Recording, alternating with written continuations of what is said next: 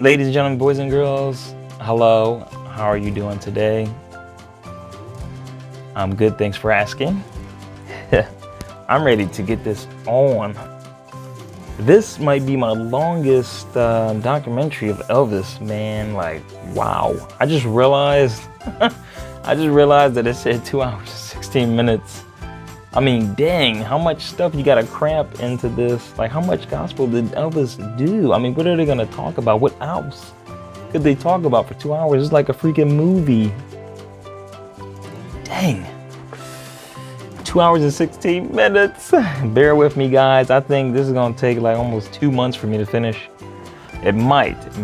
Now, I will increase the time, but I doubt it if I'm gonna do a reaction for 1 hour. Yeah, I mean, in 1 hour, I might be, pooping my pants, or, I have to use the bathroom, or, human nature stuff. So, yeah, I might up it up to 15 minutes, and as we go, maybe, 10, 15, 20, the most, maybe it'll be 20. I'll clock it at 20, because I am also busy. I don't have time to do reactions like that. I do take care of somebody, so, I'm like a caretaker as well. So I can't be here too long, But yeah, just bear with me, be patient. It's gonna come, it's gonna come. Yes, we got some Elvis, I mean, we gotta react to this. I'm trying to put out as much parts as I can, as fast as possible too, So bear with me. I also got other reactions I have to do as well. I know some people have requested. I got to get those out the way, so be patient with me as well. But yeah, I appreciate your patience, guys. I appreciate the comments you guys are showing me love. Like you're boosting my confidence. You're saying all types of kind words. Greatly appreciate it. But today we have for you guys Elvis, He Touched Me. It's part 2. So let's get right to it. In 3, 2, 1, hit that play button.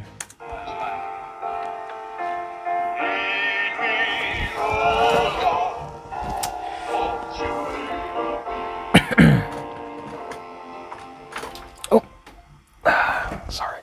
We had gospel concerts at the downtown Ellis Auditorium during those years. Downtown. And Elvis would always come. I said always. This man didn't miss. Wow. He loved going to church. Those that sang gospel music were superstars to him. And he was attracted to my dad because Daddy had a unique voice, a unique style of dressing, and was this 6'6" frame of a guy that could sing the bottom out of a note. And Elvis loved bass singing. I gotta react to that guy. I'm curious. Now, the guy who was singing, he was a pastor, right? Because, I don't know, they're talking about him. He was going to church. I guess he always seen him singing in the church. All right, let's continue. I didn't get too much information out of that, so I'm a little bit lost. But let's continue. Let's see if they fill in the blanks. Sing down at the Ellis Auditorium. Okay, so he did. 2 blocks from where he lived in the housing project. He was always at the sings. And then 1 month he missed. And the next month he came back. I said, son, where were you last month when you come? He said, I didn't have enough money to buy a ticket. I said, well, you won't need any money from now on. I just come to the stage door. I'll let you in for nothing. Oh, wow. And that's the way it remained until about the next thing I knew, he was letting me in his stage door because I didn't have the money. Nice. I like that.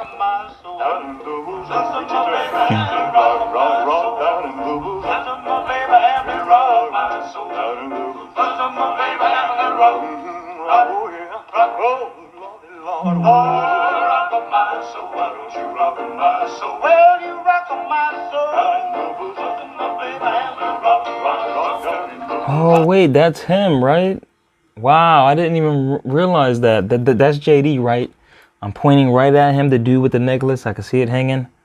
That's him, is it not? That's crazy. It's like a, that's crazy. I mean, I'm assuming that's him. It has to be him, right?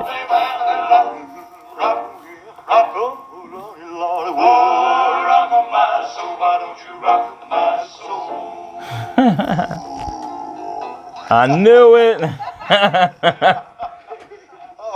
6'6". In addition to being saturated with the Wow. sounds of Southern gospel, That's Elvis was amazing. Full baptized circle, in the man. soul of black gospel. The thing that amazed me about Elvis was his knowledge of black gospel. I think his knowledge was even more extensive than mine, and I prided myself on knowing all of the stuff. And man, we'd be hanging out, and he'd be talking about singers that I didn't even know about. So Elvis was an avid Dang, he listener. put you to shame.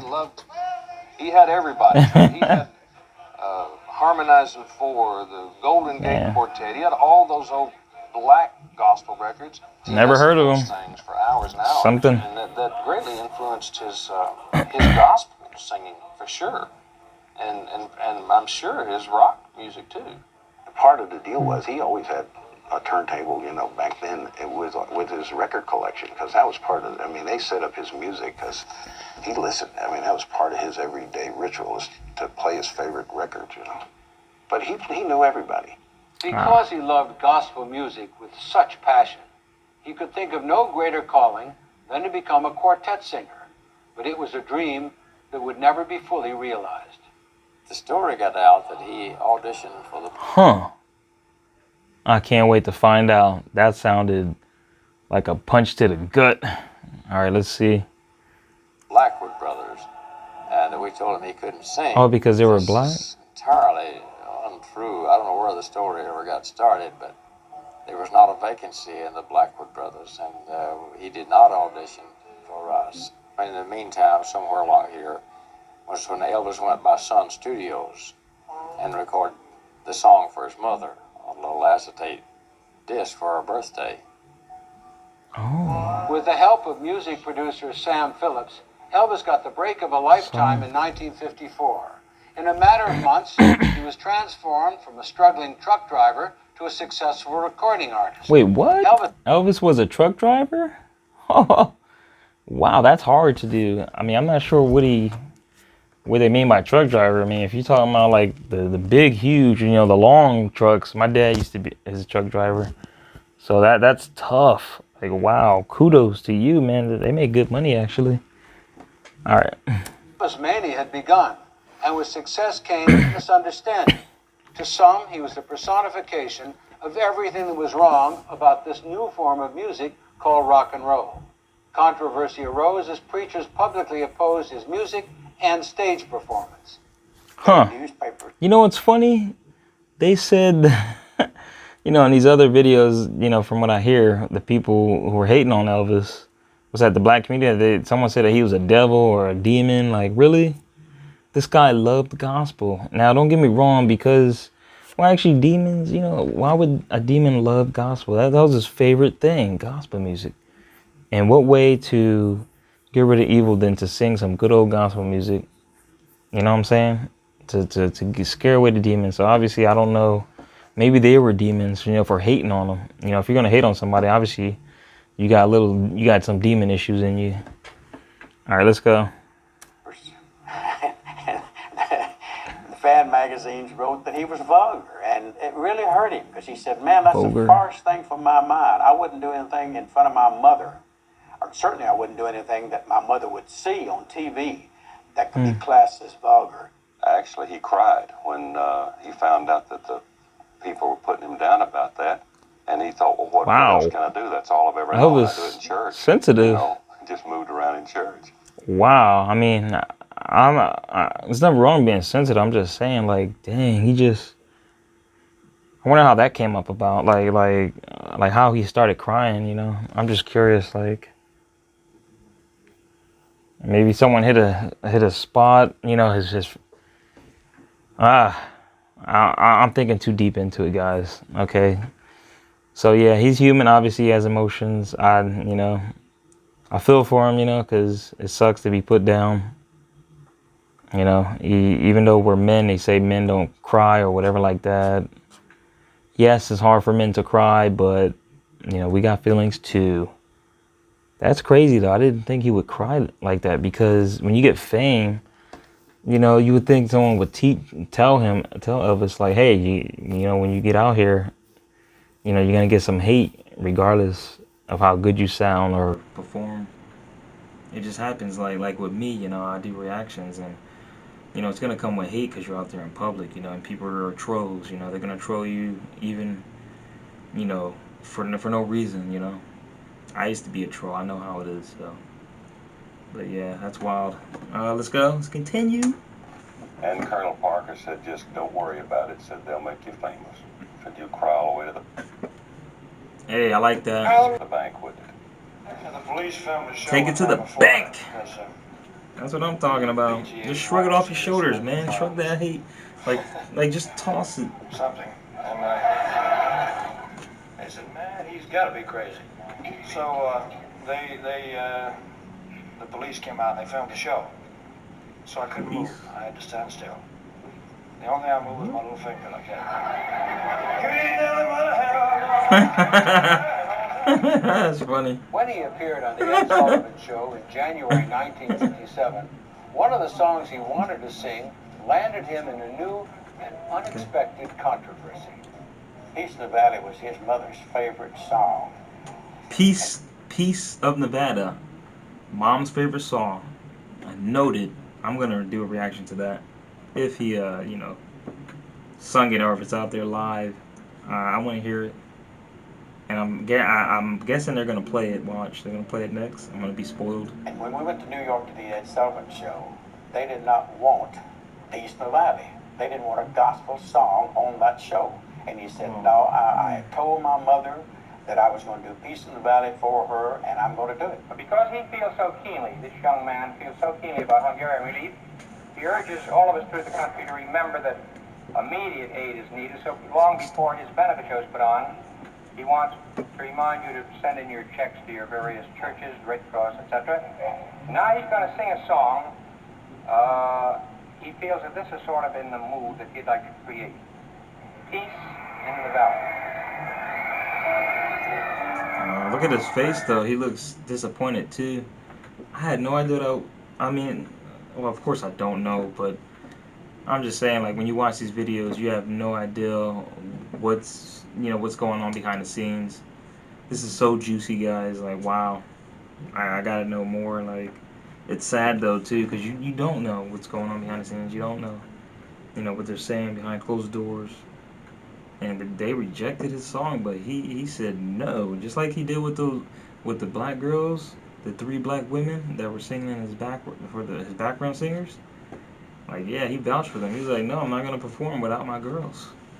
So man, he always had that in him, you know, that willingness, that fight. I like that. All right, let's go.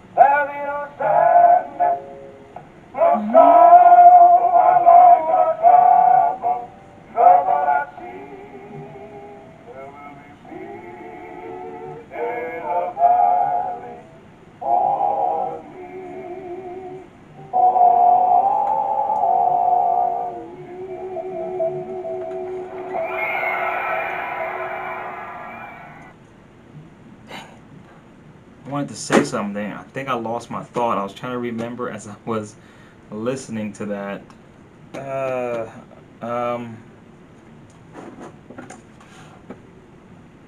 It's like it just ran out of my mind. My thought. I was trying to remember. I was gonna pause it while I was hearing it, but I didn't want to be rude, you know, and interrupt Elvis's performance.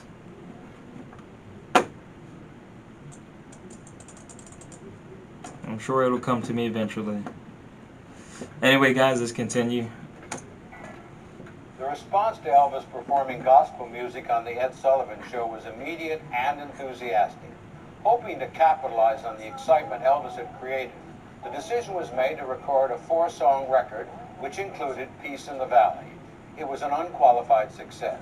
Oh, I remember. I just wanted to say that I have heard of that song, Peace in the Valley, and I believe I did like an audio version to it. So check that out as well on my Elvis Presley reactions. Oh yeah, Elvis Presley reaction videos. Check it out. It's a playlist. It has all Elvis reactions. It's not in my normal, my regular reaction playlist has all reactions, like ranging everywhere to all types of artists. This, I have a playlist just specifically for Elvis, so check that out. It's in the 100s, so it's growing. Imagine if I can do, what, 600 and something videos of Elvis? Like, my God. I don't know, guys. That's going to be like a Guinness World Record, right? Doing so many Elvis videos. I'm starting to think, I think people start to think I'm a freaking fanatic or something, but it's not the case. But Elvis is growing on me. So, I mean, I just got to get some Elvis merch, you know? Yeah. Anyway, let's continue with this reaction. During these early years in his career, Elvis was frequently accompanied in the studio, on stage, and in movies by the Jordanaires, a gospel group he had long admired. I was wondering who those guys were in the back, the Jordanaires.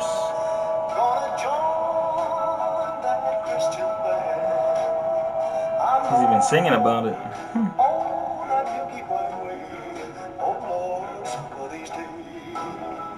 Wow, look how young they are. We were rehearsing for Jailhouse Rock, the movie, the soundtrack. Quiet. It's time for church. There are no church back and all that, you know. Hold on, So to get his voice in shape, he sits down at the piano, PMGM a lot. Wait, Jailhouse Rock is a movie? Huh. There. All the people around, all the officials around everywhere, you know, watching that clock, seeing how much money was costing them. And so he sits down at the piano and starts singing. Producer came over and told the Jordanaires, says when Elvis comes back in after dinner, don't go over and sing with him again. We want to get busy. If he starts off singing a spiritual, don't sing. Don't do a thing. This is costing us a lot of money. We've got to get into the soundtrack of this movie we're making, and we don't want him to waste our time, our money. Well, when he came back in, the Jordanaires didn't go over the piano where he was. Come on, man. Grow some balls and just tell Elvis not to do it. Like, really? Somebody went behind his back and said, like, don't sing. Like, just sit down and explain to man, hey, you're wasting our money. But knowing Elvis, he has the fighting will. So let's hear. This is going to be crazy. Singing. He said, what's the matter, guys? I went over to him, I said, Elvis, they've told us that we wasted too much time, and for us not to sing with you. There's his balls. I started singing again. Boy, I mean, he never blew his top. In the 15 years we worked with him, he never ever blew his top, which he should have. Wow.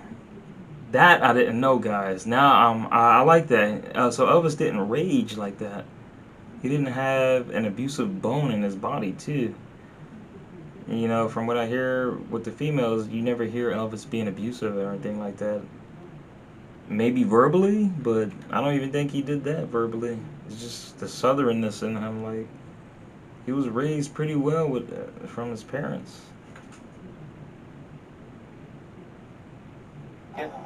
He said, listen, if I want to sit here and sing a gospel and sing these songs all week long, I'll do it. I'll know when I'm ready to work. Let's go, boys. And he got the boys with him, and they all went out the door, got in the car, and went to his house. Wow. And you could have, I'd love for you to have seen the faces of all those officials from MGM sitting around. Ronald Ball felt the same way, man. He didn't know what to do. I would have loved to see It was funny when that. you think back about it. But Just by looking at this guy's face, you can literally tell. Like, they must have felt like really, really pissed. Like, wow, like, what can we do now? You know? Alright, guys, well, there it is. We made it. Part 2. Looking forward for part 3. Stay tuned, guys. Subscribe if you're new. Hit that like button if you enjoy my reaction. I'm out of here, guys. Stay safe. Take care. Deuces.